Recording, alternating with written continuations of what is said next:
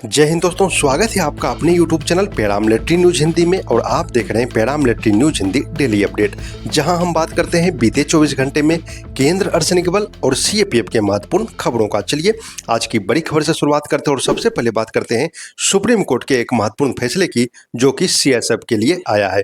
Supreme court ने CSF के एक इंस्पेक्टर की अनिवार्य सेवानिवृत्ति को सही ठहराया है। कोर्ट ने कहा कि किसी कर्मचारी को सेवा में बनाए रखने या नहीं रखने का निर्णय लेते समय विभाग उसके पूरे सेवा रिकॉर्ड को देख सकता है।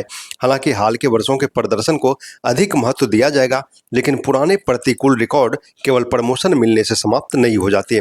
यह मामला CSF इंस्पेक्टर सुशील शर्मा बनाम भारत संघ से जुड़ा था। कोर्ट ने पाया कि हाल ही के वर्षों में उनकी ACR ग्रेडिंग गुड से एवरेज हो गई थी।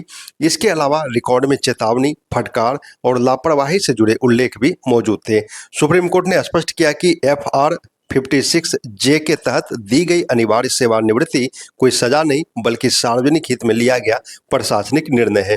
इसलिए अदालत केवल तभी हस्तक्षेप करेगी जब फैसला मनमाना या दुर्भावनापूर्ण हो।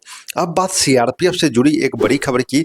CRPF ने 8 असिस्टेंट कमांडेंट, जिनमें एक महिला अधिकारी भी शामिल है, को शो कॉज नोटिस जारी किया है। जानकारी के अनुसार जियोज टेक कोर्स के दौरान स्पेशल DG सेंट्रल जोन के साथ आयोजित आधिकारिक वर्किंग लंच में शामिल नहीं होने के आरोप में यह नोटिस जारी किया गया है।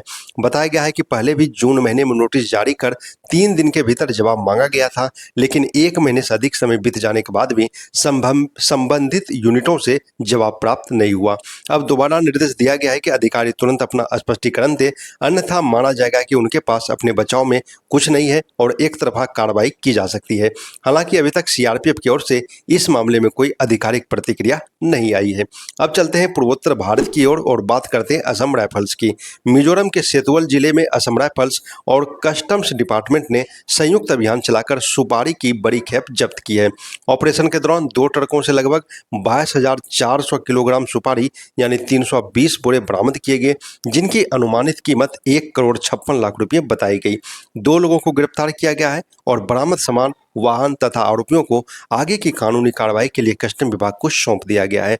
असम राइफल्स ने कहा कि सीमा के क्षेत्रों में तस्करी रोकने के लिए ऐसे अभियान लगातार जारी रहेंगे।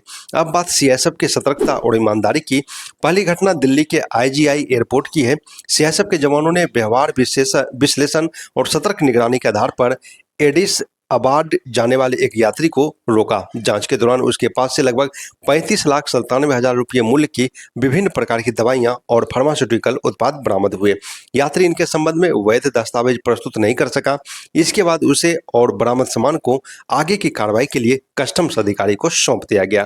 दूसरी घटना मुंबई में आयोजित इंडिया इंटरनेशनल ज्वेलरी शॉप की है, जहां CSF कर्मियों ने एक लवारिस बैग को सुरक्षित किया। CCTV और अन्य माध्यमों से उसके मालिक की पहचान की गई और लगभग 3 करोड़ रुपये मूल्य के सोने के आभूषण सही मालिक को वापस सौंप दिया गया। मालिक ने CSF की ईमानदारी और प्रोफेशनल कार्यशैली की सराहना करते हुए प्रशंसा पत्र भी दिया। अब एक दुखद खबर CRPF से आ रही है। मणिपुर के कांगकोपी जिले में प्री इंडक्शन ट्रेनिंग कर रहे CRPF के कांस्टेबल का शव कैंप के भीतर मिला। पुलिस ने BNSS की संबंधित धारा के तहत अप्राकृतिक मृत्यु का मामला दर्ज कर जांच शुरू कर दी है। यह घटना ऐसे समय सामने आई है जब कुछ दिन पहले ही असम के नौगांव में CRPF के एक ASI ने 2 साथियों की गोली मारकर हत्या करने के बाद स्वयं भी आत्महत्या कर ली थी। दोनों घटनाओं की जांच जारी है और अधिकारियों की ओर से विस्तृत रिपोर्ट का इंतजार किया जा रहा है। अब एक और दुखद खबर BSF से ही आ रही है। भारत बांग्लादेश सीमा के किशनगंज सेक्टर में ड्यूटी के दौरान BSF जवान जयंत सिंह की वज्रपात की चपेट में आने से मृत्यु हो गई। बताया गया कि देर रात ड्यूटी के दौरान तेज बारिश और गर्जन के बीच अचानक बिजली गिरने से यह हादसा हुआ। जयंत सिंह बिहार के औरंगाबाद जिले के निवासी थे। ड्यूटी पर जाने से ठीक पहले उन्होंने अपनी पत्नी से फोन पर बात की थी, जो उनकी आखिरी बातचीत साबित हुई। उसके बाद उनके परिवार में पत्नी और 2 बच्चे हैं। इस दुखद घटना के बाद पूरे क्षेत्र में शोक का माहौल है।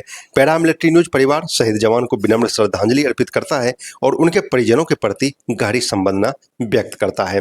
अब आज की अंतिम खबर SSB से। बिहार के पश्चिम चंपारण जिले के वाल्मीकि नगर क्षेत्र में भारत नेपाल सीमा पर SSB की गश्ती टीम पर कथित रूप से नेपाल के सुस्ता गांव के लोगों द्वारा पथराव किए जाने का मामला सामने आया है। SSB की शिकायत पर 150 से 200 अज्ञात 7 लोगों के खिलाफ एफआईआर दर्ज की गई है।